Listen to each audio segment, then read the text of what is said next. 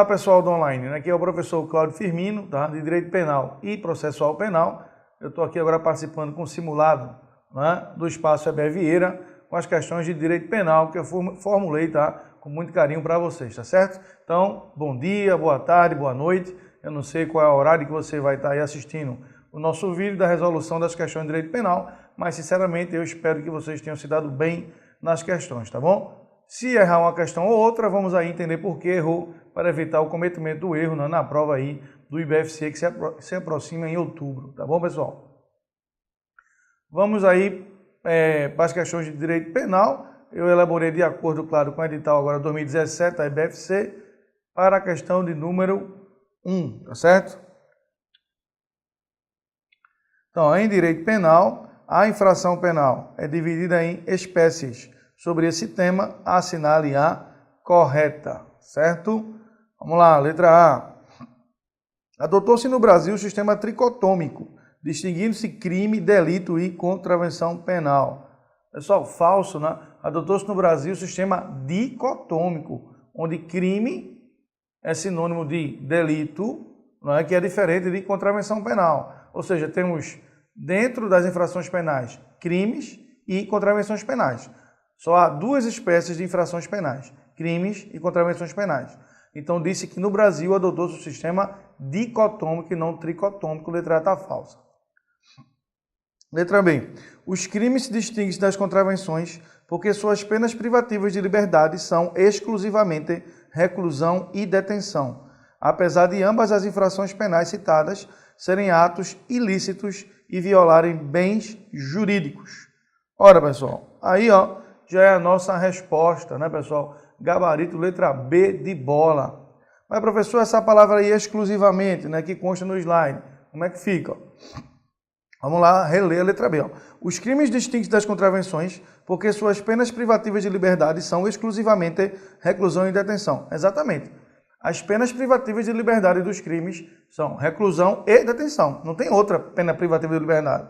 A gente tem pena pecuniária, que é a multa, mas eu não confundo pena pecuniária com pena privativa de liberdade.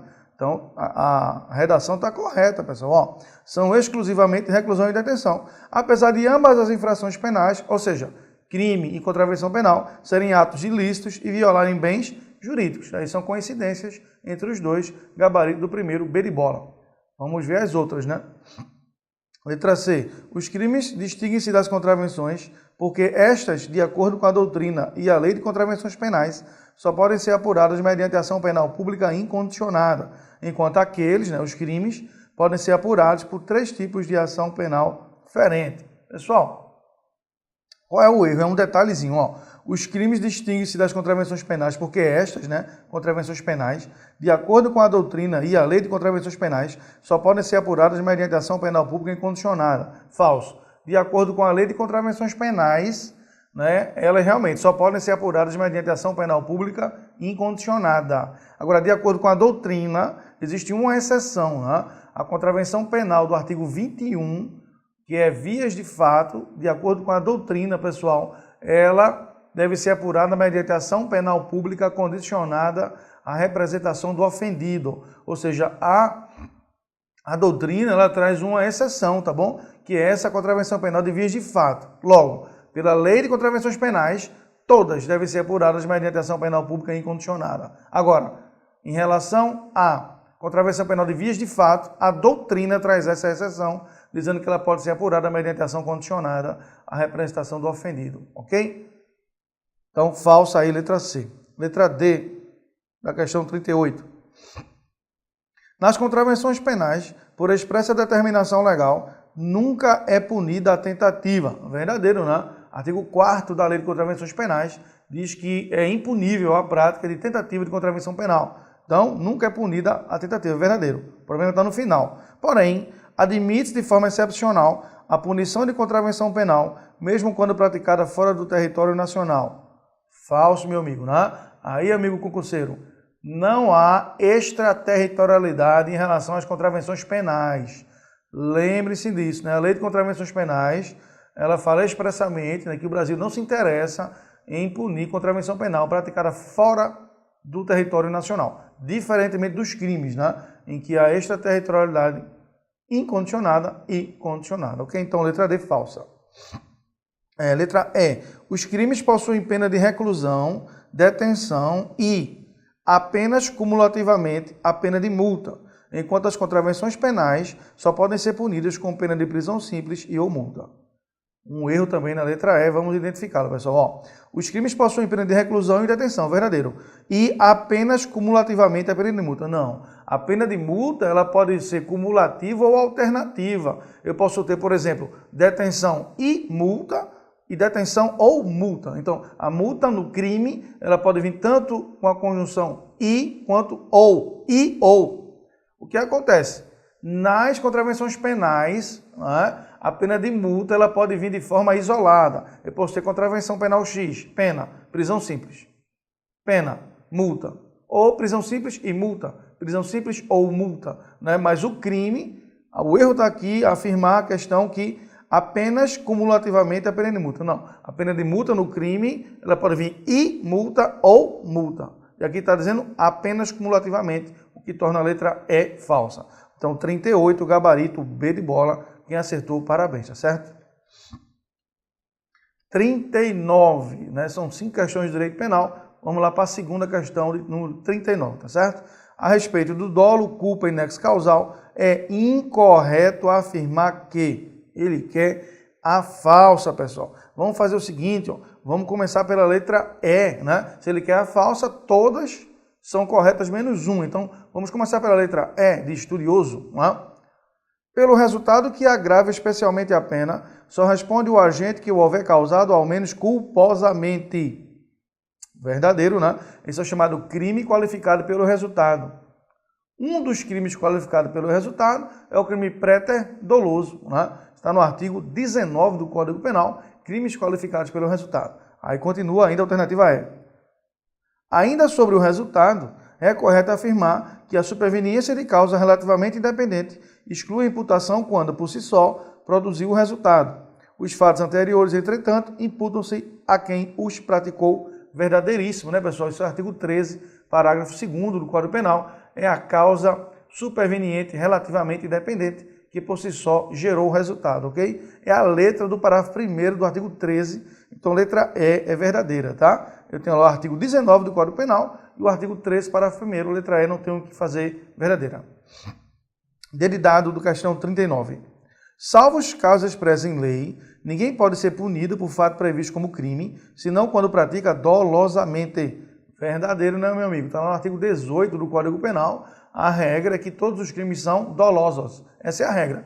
Todos os crimes são dolosos. Agora, excepcionalmente, né, se o direito penal prevê expressamente, o crime poderá ser culposo, como os exemplos de homicídio culposo, lesão corporal culposa, receptação culposa, incêndio culposo, peculato culposo, fuga de pessoa presa na modalidade culposa, né, quando é funcionário público, tá certo, pessoal? São pouquíssimos os crimes culposos no Código Penal. Esses exemplos que eu acabei de passar para vocês são alguns, né? Não são todos, é claro, mas são os principais, né? Homicídio culposo, lesão corporal culposa, receptação culposa, peculato culposo, tá bom? São crimes, né, que para existir a forma culposa tem que ter previsão expressa no Código Penal, porque a regra é que todo crime só pode ser doloso. Então, letra D também está verdadeira do 39, ok?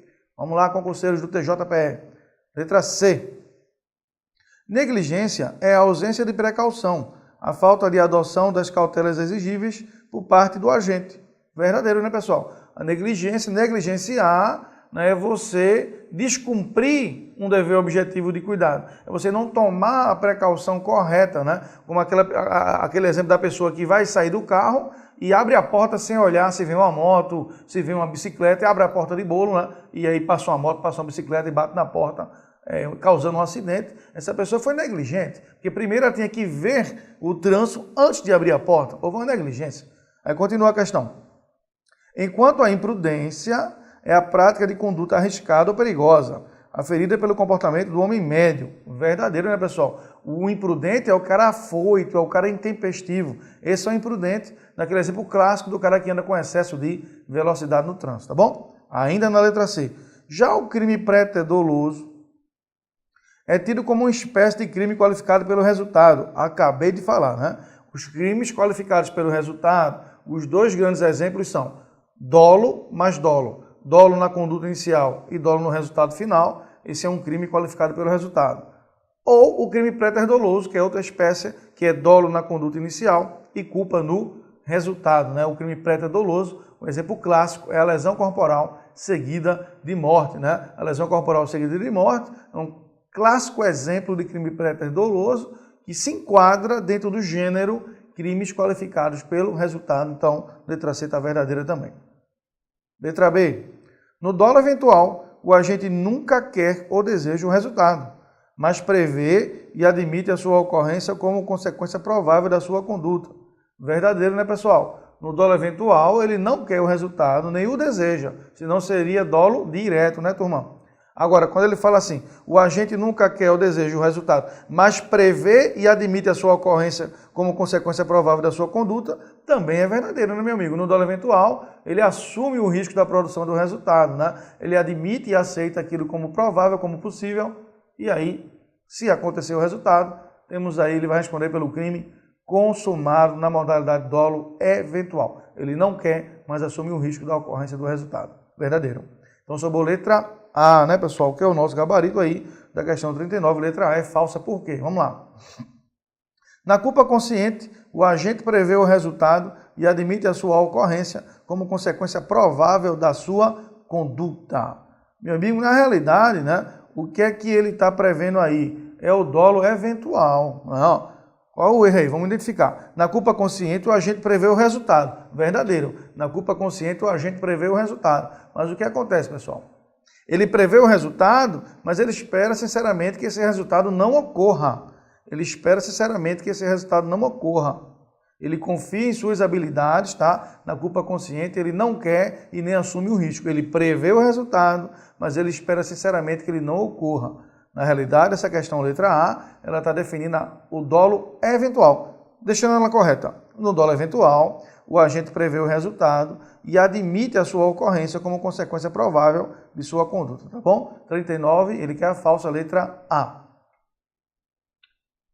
Questão de número 40, turma. Sobre os temas tentativa, desistência voluntária, arrependimento eficaz, posterior e crime possível, assinale a alternativa incorreta. Questão 40. Vamos lá.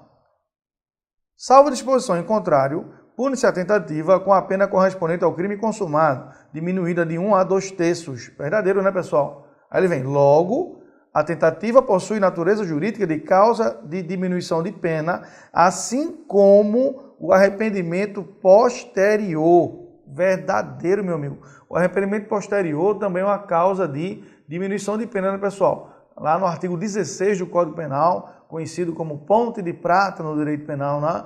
Nos crimes sem violência ou grave ameaça, se a pessoa repara o dano ou restitui a coisa antes do recebimento da denúncia ou da queixa, né?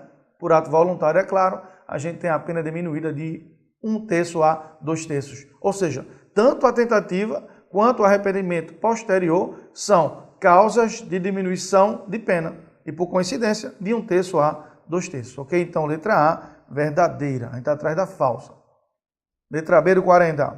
O artigo 14, parágrafo único do Código Penal, dispõe que, salvo disposição em contrário, pune-se a tentativa com a pena correspondente ao crime consumado, diminuída de 1 a 2/3. Verdadeiro, né?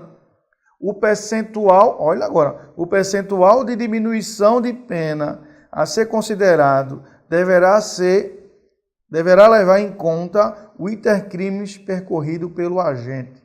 Verdadeiro, pessoal. Na tentativa, a redução de pena é de 1/3 a 2/3, e o juiz vai se basear em quê? Porque o cara é negro, é pobre, é branco, é rico, é catimbozeiro, é crente, é espírita, joga burro, joga carta, não interessa a religião do cara, não interessa a cor dele, a raça, a etnia, de onde ele veio. O que interessa para reduzir de 1/3 a 2/3 é o critério puramente objetivo. Então, o juiz, quando for reduzir a pena de 1/3 a 2/3, ele tem que ser o mais objetivo possível. E o que é que ele vai analisar? Quanto que o cara andou nos atos executórios. Quanto mais ele andar nos atos executórios, maior vai ser a pena dele. Ou seja, quanto mais próximo ele ficar da consumação, maior vai ser a pena dele. Quanto mais longe ele ficar da consumação, menor vai ser a pena dele. Ou seja, o juiz vai considerar o iter criminis percorrido. Quanto mais ele percorreu nos atos executórios, maior a sua pena. Quanto menos ele percorreu nos atos executórios, menor a sua pena. Letra B, verdadeiríssima. Letra C. Nos crimes cometidos sem violência ou grave ameaça à pessoa, reparado o dano ou restituída a coisa até o recebimento da denúncia ou da queixa, por ato voluntário do agente, a pena será reduzida de 1 a 2 terços. Isso é arrependimento posterior, a gente falou agora há pouco, né? Logo, continua a letra D, ó. Logo, citício de forma não espontânea, mas voluntária, reparou o dano nas condições acima, terá direito à redução de pena. Veja que coisa interessante, né? O arrependimento posterior, né? O arrependimento deve ser voluntário, mas não precisa ser espontâneo, né? É aquela mesma ideia, pessoal, da desistência voluntária. A desistência voluntária precisa ser voluntária, mas não precisa ser espontânea, ok? Então isso é verdadeiro, né? Disse de forma não espontânea, vamos supor, a mãe dele, meu filho, pelo amor de Deus, eu não criei você na maloqueiragem, não foi? Então vai pegar essa bicicleta, aconselho a você que pega essa bicicleta e devolva. Ele, tá bom, manhã, tá bom. Eu vou seguir a sua sugestão, manhã. Vai lá e devolve a bicicleta furtada, né? Ele tem direito à redução de pena de 1 terço a 2 terços pelo arrependimento posterior, ok, turma? Então C também é verdadeira. 40, letra D de dado. Não ocorre desistência voluntária quando o agente suspende a execução de um delito de homicídio. 2 pontos.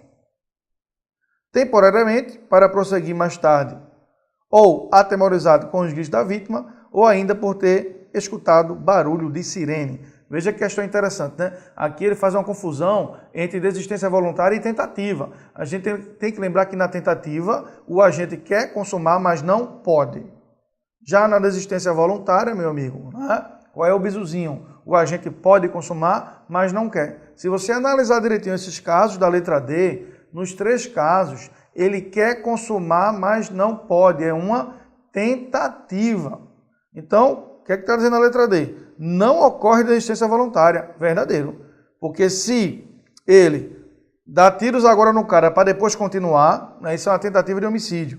Se ele deixa de continuar os tiros contra a pessoa, né? Ele está disparando e com medo dos gritos da vítima ele foge, isso é uma tentativa de homicídio. E se ele começou a disparar os projéteis na vítima e ele escuta o barulho da sirene, está no ser preso, ele foge, também isso é tentativa, ou seja, nesses casos não ocorre desistência voluntária, letra D verdadeira. Letra E, povo do Espaço Abel Vieira. Olha aí, ó. De acordo com a previsão expressa do Código Penal, não se pune a tentativa quando, por impropriedade absoluta do meio ou por absoluta ineficácia do objeto, é impossível consumar-se o crime. Olha o gabarito, letra E. Pessoal, o que houve aí foi uma troca. Há um trocadilho, isso é o crime impossível, né? Há um trocadilho ainda, letra E, tá, turma? Em que, se você for pegar o seu Código Penal, artigo 17, crime impossível, né? Também conhecido como tentativa inidônea ou quase crime, tem um trocadilho. Vamos colocar de forma correta. De acordo com a previsão expressa do Código Penal, não se pune a tentativa quando? Por ineficácia absoluta do meio ou por absoluta impropriedade do objeto. Só fiz trocar as palavras. Já deixei correto. É impossível consumar-se o crime. Então, houve um trocadilho que deixa a letra E falsa, tá bom? Quem acertou aí, parabéns, tá certo, pessoal do online do Espaço Abel Vieira. 40, letra E. Questão 41, né? A penúltima questão aí de direito penal. Vamos lá na torcida nesse simulado para vocês, ó. 41. Adotando-se a teoria tripartida do conceito analítico de crime, a culpabilidade constitui um de seus elementos. Constitui elementos e excludentes da culpabilidade, respectivamente. Pessoal, muito cuidado com isso. Ele falou adotando essa teoria tripartida, né? A gente sabe que em relação ao conceito, o conceito analítico de crime, né, a gente tem, basicamente falando, 2 grandes correntes. A corrente bipártida, que divide o crime em 2 elementos, né, pessoal? Fato típico e antijurídico, o fato típico ilícito, e a corrente, claro, tripártida, que divide o crime em 3 elementos, né? Fato típico, antijurídico e culpável. Ou seja, a culpabilidade para a corrente tripártida, ela integra o conceito de crime, coisa que não acontece com a corrente bipártida, em que a culpabilidade não é elemento do crime, né, pessoal? Ela é apenas um pressuposto de aplicação para a pena. O que ocorre? Alguns autores, tá, ainda falam na corrente quadripártida, mas é muito minoritária, né? Essa corrente quadripártida, ela fala que o crime é dividido em fato típico, ilícito, culpável e punibilidade, ó, punível. Coloca a punibilidade como um quarto elemento do crime, o que francamente é um absurdo, tá bom? Mas a teoria mais adotada em concurso qual é? A tripartida, né, pessoal do online? Se ligue nisso aí, ó. Então, a questão está perguntando para a gente, turma, quais são aí na sequência, ó, constituem elementos e excludentes da culpabilidade. Veja, que no final ele coloca respectivamente. Tem que estar nessa sequência. Eu tenho que ter os 3 elementos da culpabilidade e depois as 3 excludentes de culpabilidade. Se estiver fora dessa sequência, a letra já está errada, ok? Vamos lá. Letra A. Inimputabilidade, erro de proibição, coação moral irresistível e obediência hierárquica. Ele começou com as excludentes de culpabilidade. Já está errada a letra A. Mas vamos lá. Imputabilidade, potencial consciência da ilicitude e exigibilidade de conduta diversa. Essa letra A é pegadinha pura. Veja, se você for na natureza mesmo da letra A, ela está correta. Porque eu vou lá, na letra A tem realmente as excludentes de culpabilidade e os elementos da culpabilidade. Está corretíssima. Ocorre que, pelo mandamento da questão, está falsa. A questão pede respectivamente. Então, primeira sequência tem que ser os elementos da culpabilidade e depois as excludentes de culpabilidade. Logo, a letra A está falsa por causa disso. Tá bom? Quem marcou a letra A, nem invente recorrer que vai perder o recurso, filho. Porque tem que ser no comando da questão. Preste atenção na pegadinha. Letra B de bola. São elementos, né, de culpabilidade e excludentes. Letra B. Dolo, culpa, preterdolo. Não tem nada a ver. Dolo e culpa, né, são integrantes do fato típico. Já está errado a letra B de bola. Erro de proibição, né, um excludente de culpabilidade. Legítima defesa não tem nada a ver. Isso é excludente de ilicitude. Coação moral irresistível, né, é excludente de culpabilidade. E obediência hierárquica também excludente de culpabilidade. Letra B de bola também está falsa. Letra C, imputabilidade, verdadeiro, né? A imputabilidade é um dos elementos da culpabilidade. Nexo causal, já está errado. Nexo causal está dentro de fato típico. Resultado de tipicidade, falso pelo mesmo motivo. Inimputabilidade, excludente de culpabilidade. Estado de necessidade, já está errado, né? Estado de necessidade é excludente de ilicitude, povo do espaço Beveira.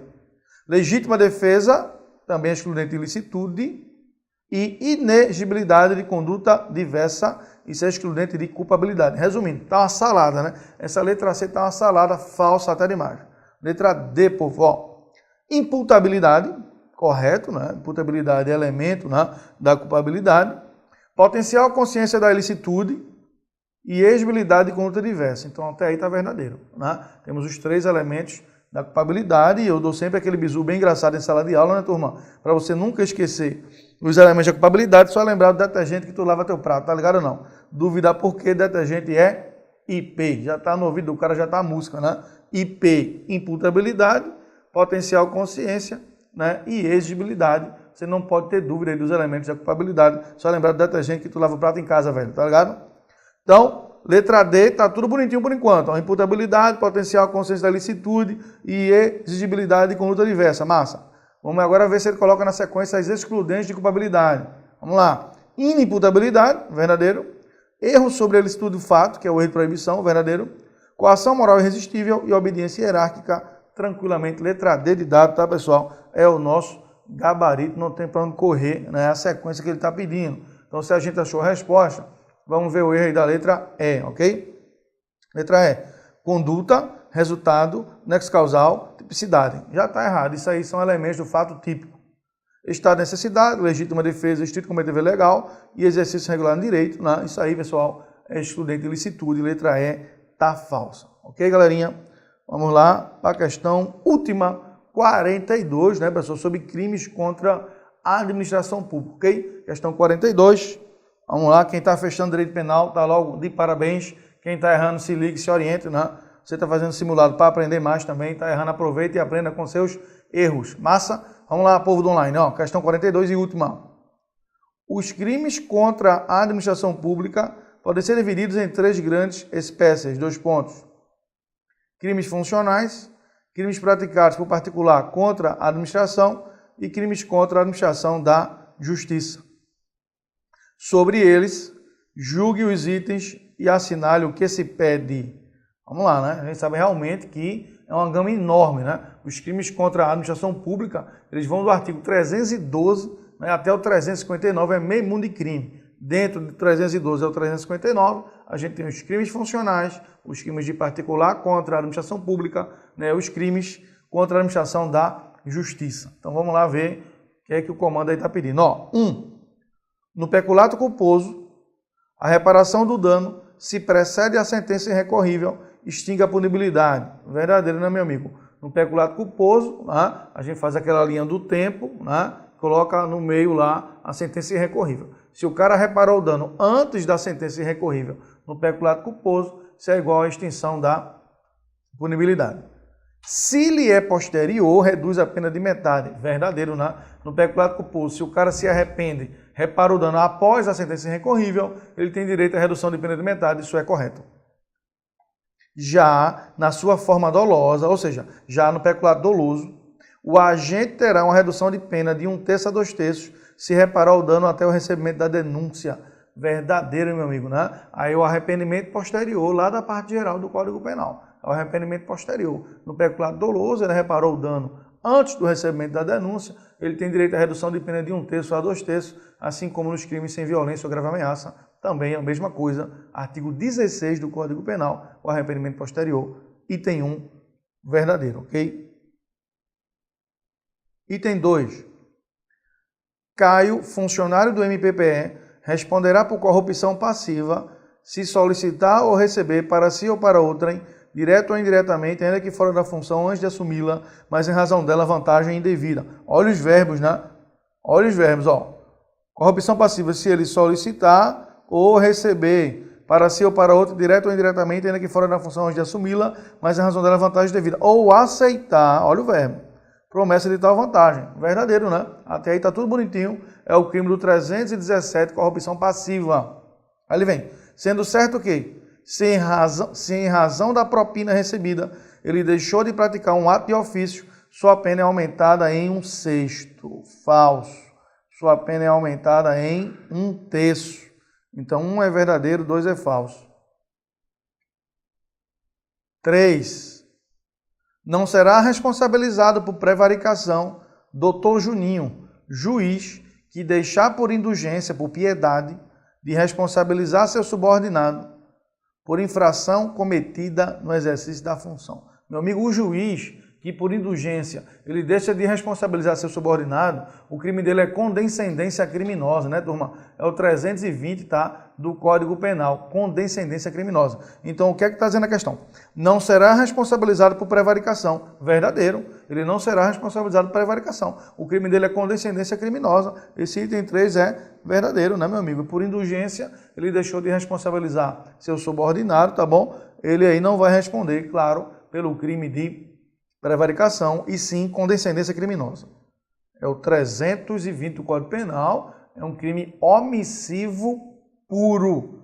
Tranquilo? Deixar de responsabilizar por indulgência, né, subordinado que cometeu infração no exercício da função ou quando lhe falta competência, né, pessoal? Deixar de comunicar a autoridade competente. Essa é a condescendência criminosa, que é crime apenas omissivo e funcional, tranquilo? É um crime próprio, né? Crime funcional e omissivo puro. Tá bom, pessoal? Então, 1 é verdadeiro, 2 é falso, 3 é verdadeiro. 4. São crimes cometidos por particular contra a administração pública. 2 pontos. Desacato, tráfico de influência, descaminho, contrabando, resistência e desobediência. Tá caindo muito em concurso isso, meu amigo. Não é só na IBFC, não. Em várias bancas, FCC, CESP, entre outras, tá caindo muito aí, amigo do online. Muito mesmo. Você saber esse rol de crimes contra a administração pública praticados por particular. Aí, eu fiz questão de colocar para vocês no item 4, né? Realmente os principais crimes, tá bom? Você vai pegar a sequência lá, né, no Código Penal, tem também a usurpação de função pública, por exemplo, né? Vai lá no 328, ó, a sequência de particular. 328, usurpação de função pública. 329, resistência. 330, desobediência. 331, desacato. 332, tráfico de influência. 333, corrupção ativa. 334, descaminho, 334A, contrabando. Esses são os principais crimes, tá? De particular contra a administração pública, né? Que o item 4 aí está afirmando, isso é o quê? Verdadeiro, né? Eu tenho que saber, pessoal, é um rol pequenininho, tá? É um rol pequeno, mas que exige que o aluno saiba quais são esses crimes, tá bom? Esses aí que estão aí são os principais. Para a gente complementar, a gente coloca aí também a usurpação de função pública, tá? Que é o 328 do Código Penal. Por fim, o último item da questão 42, da nossa última questão do direito penal, povo do online, né? É o item 5. Vamos lá. O crime de tergiversação é classificado como próprio, pois deve ser cometido por advogado ou procurador. Isso é verdadeiro, né, meu amigo? A tergiversação está lá no finalzinho do Código Penal, né? 357 lá. A tergiversação está lá no crime de patrocínio infiel, né? No comecinho do artigo está lá, trair na qualidade de advogado ou procurador. Ou seja, é crime próprio. O cara tem que ser advogado ou procurador. Aí eu tenho, dentro dele, o patrocínio simultâneo, quando o advogado, no mesmo processo, ao mesmo tempo, o advogado, ele defende partes contrárias. Então, o advogado é tão ninja que ele, ao mesmo tempo, defende o autor e réu no litígio. Não pode. Isso é o patrocínio simultâneo, né, que está lá dentro, patrocínio infiel. E também tem a tergiversação, pessoal. A tergiversação é o patrocínio sucessivo. Então, o advogado começou o processo defendendo o réu, durante o meio do processo para o final, ele agora vai defender o autor. Ou seja, ele virou a casaca durante o processo. Isso é uma tergiversação. Tergiversar é você desviar. O cara começou defendendo uma parte e agora vai defender a outra parte no mesmo processo. Não pode ser crime de tergiversação, tá bom? Que é um crime próprio, realmente, né? Para cometê-lo tem que ser advogado ou procurador. Item 5 é verdadeiro da questão 42. Então, como é que ficou, professor? 42, item 1, verdadeiro. Item 2, falso. 3, 4, 5, verdadeiros, tá bom?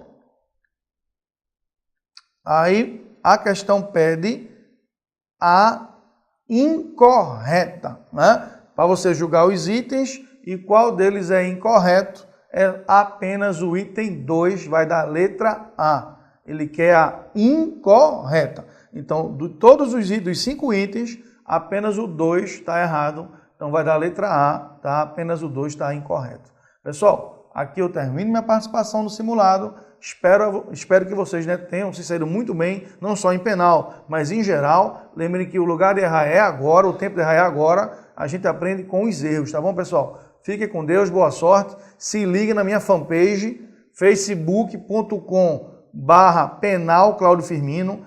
Lá tem dicas, tem cursos, tem vídeos, né? facebook.com/penal Cláudio Firmino. Estou aqui no Espaço EB Vieira dando essa força para vocês no TJPE do online, tá bom? Boa noite, boa madrugada, bom dia, boa tarde. Fiquem com Deus. Boa sorte, pessoal. Tchau.